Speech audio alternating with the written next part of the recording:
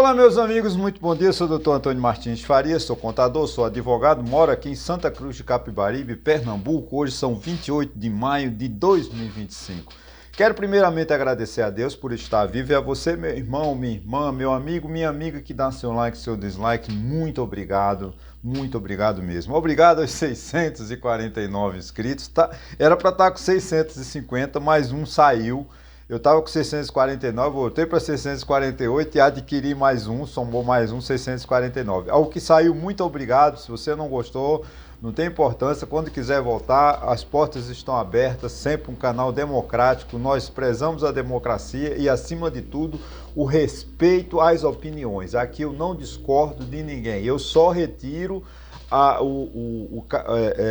o comentário que é agressivo. A minha pessoa não me importa, mas eu não quero que os meus ouvintes, que os meus assistidos, que os meus donos do meu canal, né, sejam obrigados a ler um ataque à humanidade. Porque quando você agride ao ser humano, você está agredindo a todos os seres humanos da humanidade.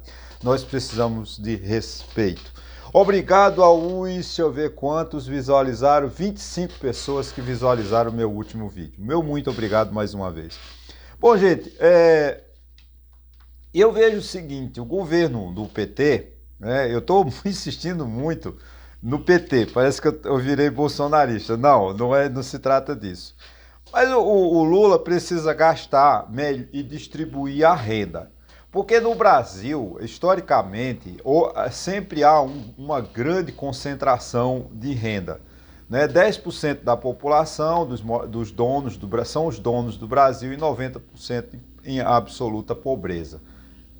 Grosso modo, a gente pode afirmar isso claro, eu estou pesando, estou levando para um exagero, né? Para uma forma mais agressiva. Sem ofender. O Brasil é um país muito injusto, principalmente com a classe mais pobre, com a classe mais humilde. A função do Poder Executivo é transformar os recursos disponíveis, recursos, né, oriundos dos tributos, das contribuições, né, dos impostos, em bens e serviços para a população. Né? Ou seja, a função do Estado é melhorar, através de ele recolhe os tributos, nós autorizamos a ele retirar parte de nossas rendas ou de nosso patrimônio e transformar isso em bens e serviços para melhorar a condição humana de todas as pessoas. Né? O imposto, a contribuição, né? Como diz assim, o que é a palavra contribuição? Aquele que contribui, aquele que participa, aquele que colabora. Né? A finalidade da tributação é essa. Antônio, tu está sonhando? Não estou. É uma realidade. O Estado ele não vive sem a sociedade. Não existe um Estado.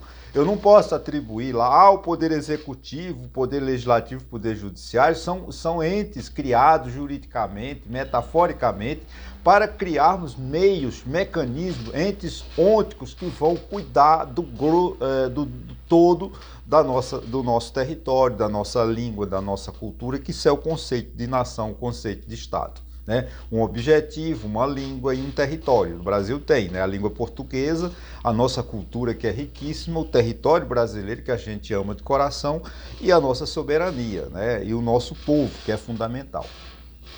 Conceito aí de teoria do Estado. Né? Mas acontece o seguinte, é que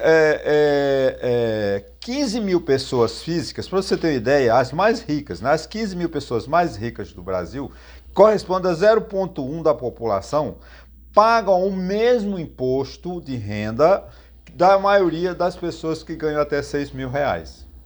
Você vê a desproporção que é a política tributária no Brasil. Rico não paga imposto. Quem paga o imposto é o pobre. Porque o rico, ele é amigo do rei. Ele, né, você vê, tua ideia, o artigo 154 da Constituição, artigo 154 da Constituição, tem lá a permissão, né, que o Constituinte originário, lá em 1986, em 1988, confirmou, autorizou ao Estado criar um imposto sobre grandes fortunas. E eles fizeram a maior reforma tributária, que é a Emenda Constitucional 132 de 2025, né? E eles Não, 2024, eu acho, a emenda 132, né? E eles até agora não criaram esse imposto. Tem um projeto de Fernando Henrique Cardoso, é de 89, 88, 89, e até hoje esse projeto parado na Câmara e no Senado. Por quê? Porque o grande lobby, né, não permite que, mas se criar um imposto sobre grandes fortunas, o Brasil vai perder investimento, que as pessoas vão investir em outros países. Que vá. Fica aqui quem quer. Fica aqui quem é brasileiro, fica aqui quem é patriota. Essa palavra tão desgastada e tão corcomida nos últimos anos, né? Não tem como você ter 10% da população, a mais rica, que domina 10% da população brasileira, domina o PIB no Brasil e não paga tributo, quer dizer, não contribui. Isso remete-nos a 1789, na Revolução Francesa, quando a França vai ajudar os Estados Unidos, aquela guerra sangrenta com a Inglaterra, né? Aí a França vai à falência. O rei impõe um imposto, mas a elite, o clero e a elite não quer pagar o imposto. Daí vem a questão lá, a queda da Bastilha, o 14 de julho de 1789, que nós não vamos entrar, que eu não sou um especialista em Revolução Francesa. Mas foi isso que aconteceu na França em 1789. A Revolução Francesa tem como ponto de partida a recusa da igreja, né, do clero, né, que era forte, e da elite francesa não pagar tributo. Ou seja, cobra do pobre, cobra do trabalhador. Nós não pagamos. O Brasil vive essa mesma situação, né? Isso isso acarreta o quê? Uma má distribuição da renda. Muitos ganham pouco, passam fome, necessidade, não tem saúde, não tem educação, não tem esgoto, não tem moradia, não tem transporte público, não tem segurança pública, e 10% da população vive nos seus manazes, nos seus oásis, né? Viajando, indo almoçar em Miami e jantar em São Paulo, né? Porque passagem de avião para rico, né? 7, 8 mil dólares para quem é rico, custa nada. E sei lá quanto custa a passagem Nova York, São Paulo, não tenho a menor ideia, mas deve ser 4 mil dólares, 2 mil. Isso para quem é rico, tá pouco se lixando. Ele vai almoçar em Miami. É quando a passagem aérea, a ponte aérea São Paulo era barata, as pessoas iam jantar em São Paulo, vinham almoçar no Rio, né? Via esse caminho, meia hora, 40 minutos de voo, né? Para lá e para cá, almoçava no Rio e ficava e curtia, né? Hoje acho que tá meio caro, tá difícil, mas era assim que acontecia. A mesma coisa agora nós estamos fazendo essa ponte aérea Nova York, né? Nova York, São Paulo, Nova York, Rio, São Paulo, Europa. Porque a concentração de renda é muito grande na mão de poucos, né? Além disso, né, a renúncia fiscal, né, gente? A renúncia fiscal, grosso modo, é chamada de subsídio, né, que o governo dá. Por exemplo, o governo chega para as empresas que se instalam no Nordeste. Ele diz assim: olha, vocês, empresas que se instalam no Nordeste, vão pesquisar, vão implementar fábricas, vão gerar emprego, vocês não vão pagar tributos, né? Então o governo, essas empresas, elas vão vender, elas vão produzir, vão vender seus produtos, mas o governo diz: eu posso cobrar um imposto de vocês, mas não cobro, que é porque vocês se instalaram no Nordeste, vocês desenvolveram a região Nordeste. Vocês se instalaram na região Norte, vocês estão desenvolvendo a região. Como é a Zona Franca de Manaus, né? A Zona Franca de Manaus é uma região onde a tributação é quase zero. Por quê? Porque a ideia do governo, eu sou contra a Zona Franca de Manaus, mas tudo bem, que eu não vejo resultado na Zona Franca de Manaus. Até hoje a Zona Franca de Manaus não trouxe benefício nenhum, né? Há anos, né? Tem validade até 2050, mas a gente não vê benefício nenhum para aquela região. A região continua pobre, abandonada, esquecida pelas autoridades, esquecida pelo Estado. Né, o tráfico de droga, o tráfico de árvores, o tráfico de animais, continua lá a céu aberto, né? Não precisa da gente falar isso, que não é crítica nenhuma ao governo, que isso é uma realidade. É como a segurança no Brasil. No Brasil não tem segurança pública. A gente não pode, o governo não pode se sentir ofendido quando a gente diz que não tem segurança pública, porque de fato nós não temos. Nossos presídios são umas masmorras, nossos presídios não funcionam, os governadores não têm o controle da polícia, nem da civil, nem da militar, porque virou uma bagunça.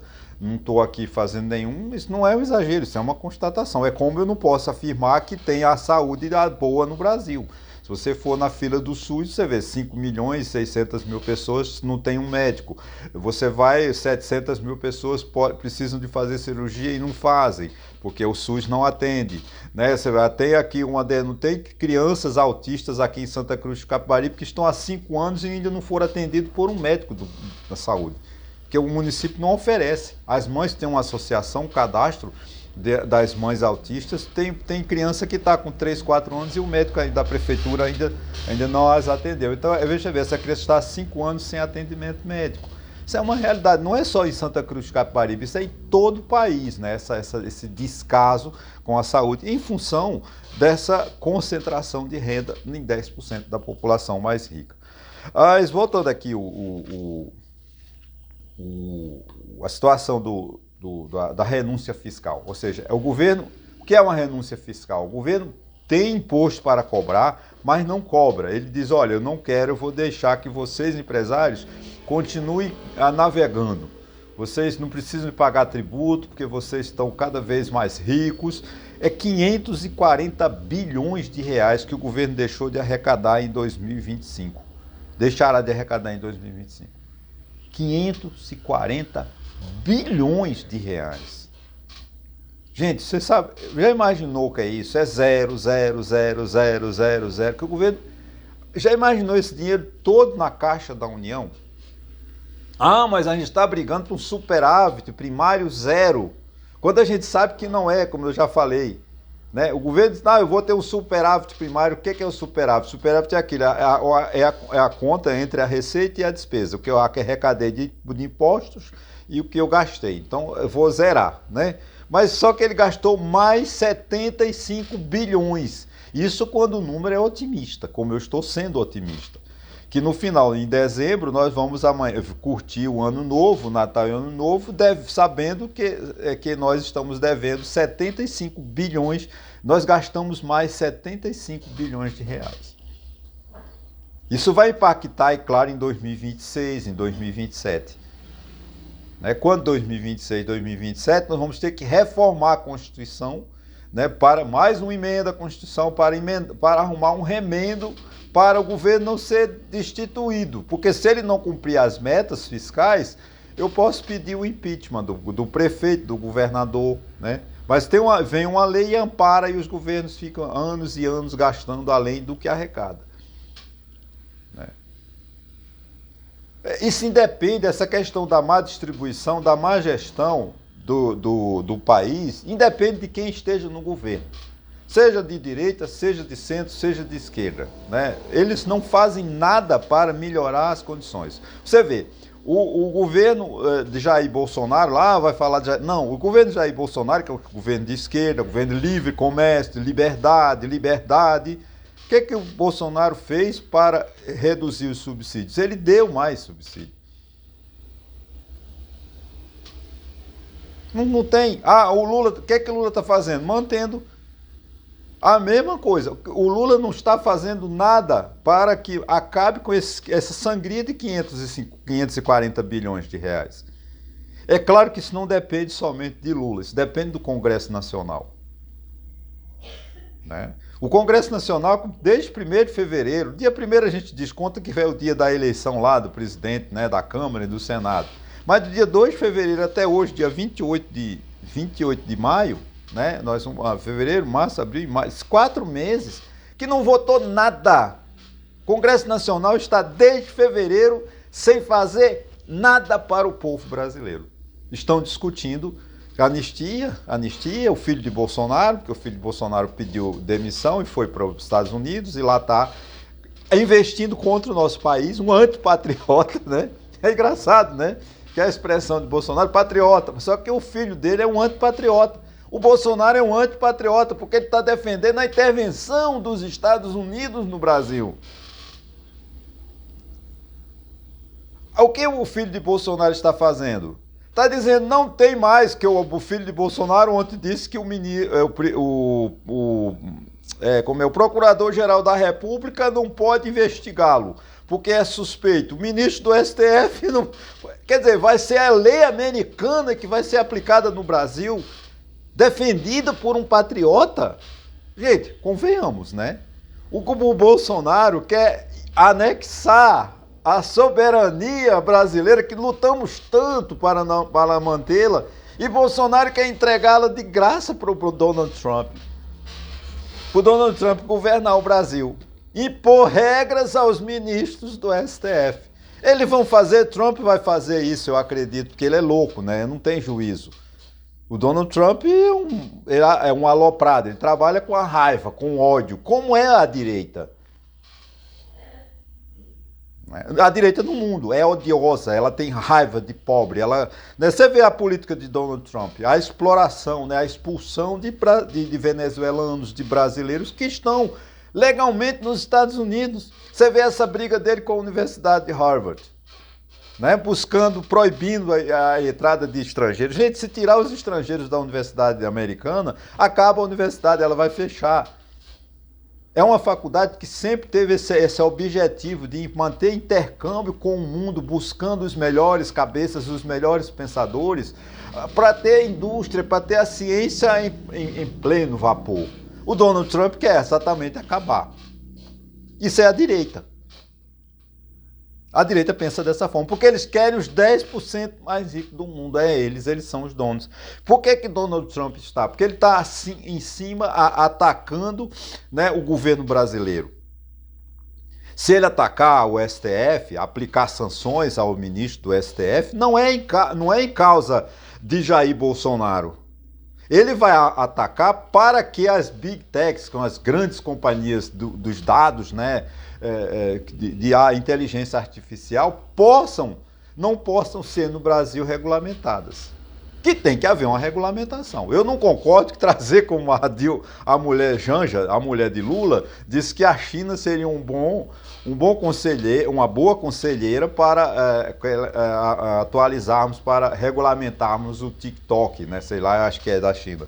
Eu discordo, porque o nosso Congresso Nacional é que tem que ter poderes para isso. A soberania, que é a soberania, o Congresso Nacional é a soberania do Câmara Federal, a soberania do povo brasileiro. E o Senado é a soberania dos estados, 27 estados, contando com o Distrito Federal. A situação não depende só do governo Lula. Cobrar do governo Lula é ser desonesto. Essa situação dessa sangria de 540 bilhões é uma opção do Congresso Nacional, da Câmara e Senado.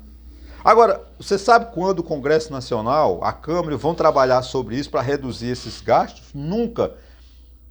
Nós vamos morrer e isso não muda, porque não muda a mentalidade. Porque o grupo de lobby, que são aquelas pessoas, grandes empresas, grandes grupos econômicos, estão lá no Congresso Nacional com lindas mulheres, com coquetéis, com festas e danças e discotecas, alugando boate, influenciando os nossos deputados, os nossos senadores, para que eles mantenham o status quo, não altere. Essa é a grande verdade. O orçamento público, que é a ferramenta, o orçamento federal, do governo municipal, do governo estadual, gente, é a ferramenta, é instrumento de trabalho do executivo. É através do orçamento que ele escolhe as suas prioridades de acordo com as necessidades gerais e reais do nosso país. Então o governo, através de um orçamento transparente, de um orçamento exequível, um orçamento que possa trazer resultado. O orçamento no Brasil não traz resultado, porque ele está amarrado e comprometido com as emendas parlamentares que são distribuídas de forma desigual para os municípios e para os privilegiados, governadores e prefeitos, que são amigos ou pai do presidente da Câmara, ou pai do presidente do Senado e assim sucessivamente. É lamentável que o grupo de lobby domine o nosso Congresso Nacional, que acaba prejudicando o governo federal como um todo. Basta nós vermos agora essa situação do que está passando, essa vergonha que está passando o ministro da Fazenda. Ele sabia que isso ia acontecer quando ele propôs esse projeto de aumento do IOF. O imposto, o IOF, não é um imposto arrecadatório, mas ele quis eu não sei, quem está dando assessoria ao ministro da Fazenda é muito fraco. Vocês me desculpam. O ministro da Fazenda não podia ter caído nessa armadilha. Foi fogo amigo do ministro da Fazenda. Ele sabe que através do IOF ele não ia conseguir aumentar a arrecadação. Porque o IOF ele não tem uma função arrecadatória, ele tem uma função reguladora do mercado. Por exemplo, é muito bom quando se esse projeto do aumento da alíquota do IOF ajudaria o que é o Banco Central a baixar a taxa de juros. Por quê? Porque há uma taxa de juros também. Eu aumento o IOF, eu posso baixar a taxa de juros, porque uma coisa compensa a outra, tira a liquidez, tira a circulação de moeda. Agora, o IOF é um imposto que geralmente quem paga é rico, por isso que olha o lobby, né, em cima da crítica, porque eles não querem o bem do país. O ministro da Fazenda tem outros mecanismos de apresentar um déficit, de apresentar um projeto de redução de gastos. Mas é político, ele não quer, porque o ano que vem é ano de eleição, ele não quer dar a Lula vamos dizer assim, um título de ser um governo que fez contenção de gastos. Muito pelo contrário, o Lula quer gastar, para que em 2026 ele tenha o que apresentar. Não tem. Em 2026, o presidente Lula não terá o que apresentar, porque ele não fez nada, a não ser a manutenção do Bolsa Família, do pé de meia, isso aí tudo bem, mas isso não resolve, o país continua dando 540 bilhões de reais, além de subsídios do BNDES. O BNDES empresta bilhões para grandes empresas, para grupos que não precisam. Grandes empresas que estão multinacionais, que estão comprando o mundo, que vão trazer problemas seríssimos nessa grande concentração de grupos que nós estamos. Empresas brasileiras estão dominando o mundo, comprando empresas nos Estados Unidos, comprando empresas na Europa. Isso vai acabar com a gente, porque vai tornar o preço do produto caro, não vai ter concorrente. Quem vai concorrer com uma transnacional ou uma multinacional? Qual é o empresário brasileiro que tem condições? Não tem. E essas pessoas enchem o rio de dinheiro do BNDES e do Banco do Brasil com juros subsidiados. Esse é o grande problema.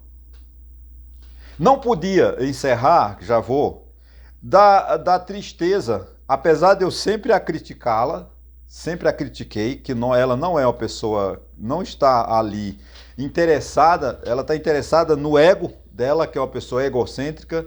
Você vê, ela não sabe viver em partidos políticos, ela tem que ter o partido dela. A Marina Silva. Tenho minhas restrições, e primeiro cobro dela, ela não fez nada, ela está parada, não é culpa dela, eu acho, é culpa do governo Lula, que não dá verba. A Amazônia está esquecida, os garimpeiros continuam explorando, ou seja, a criminalidade solta, o meio ambiente pegando fogo. Agora, a desmoralização que os senadores ontem, principalmente os senadores da região norte, que sofre a perseguição dela, a defesa das ideias de ecologia, massacraram, humilharam a Marina Silva. Isso é falta de respeito. Meu repúgnio e minha revolta. E eu quero aqui defender a Marina Silva, como mulher e como cidadã e como ministra. Ela não podia ter sido de forma humilhante como ela foi ontem no Senado. Isso fere a soberania brasileira e se envergonha o Brasil. Marina Silva merece respeito. Como ministra, ela tinha que ter o direito de se defender, que não deixaram ela se defender, que agrediram de forma inclusive. Agora, o que está acontecendo com Marina? Marina está colocaram ela numa frigideira. Acho que ela cabe numa frigideira, simbolicamente, né? Que ela é bem magrinha, né? Coitada, está sendo fritada pelo PT, que ela já foi do PT, ela foi expulsa do PT, ela volta, não sei para que ela volta, para ser ministra do governo do PT, ela sabe que vai ser fritada. Então a bancada do governo, a bancada do PT não defendeu. Inclusive teve o senador Omar Aziz, né, que acho que é do Amazonas, foi ridículo, agrediu de forma estúpida. Eu tinha uma grande admiração por esse senador, mas ele, para mim, ele se desmoralizou. Eu não dou mais um centavo de crédito a Omar Aziz, porque ele foi ridículo, ele foi ignorante, foi grosseiro, foi mal educado com a ministra Marina Silva. Quero fazer esse reparo. A Marina Silva tem as minhas divergências ideológicas, mas ela, como cidadã, como ex-senadora, né, como ministra, ela precisava ter sido tratada com respeito, porque o Senado é um local de respeito, respeito às divergências, respeito à democracia. Quando o senador ridiculariza a forma estúpida como tem sido contra a Marina e contra muitos e muitos que ali vão, eles estão dando combustível para a ditadura.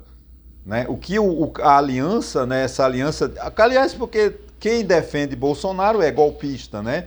Então os senadores de direita, contando com o Omar Aziz, que foi grosseiro e estúpido, são pessoas que a gente não pode esperar, porque são ditadores, né? São golpistas e que realmente só podia. Agora, é uma vergonha e o meu repúdio, a sociedade brasileira não pode aceitar a humilhação que a ministra do Meio Ambiente sofreu ontem no Senado. Fica aqui o meu protesto, como cidadão brasileiro, como advogado, que rasgaram a Constituição, rasgaram a democracia.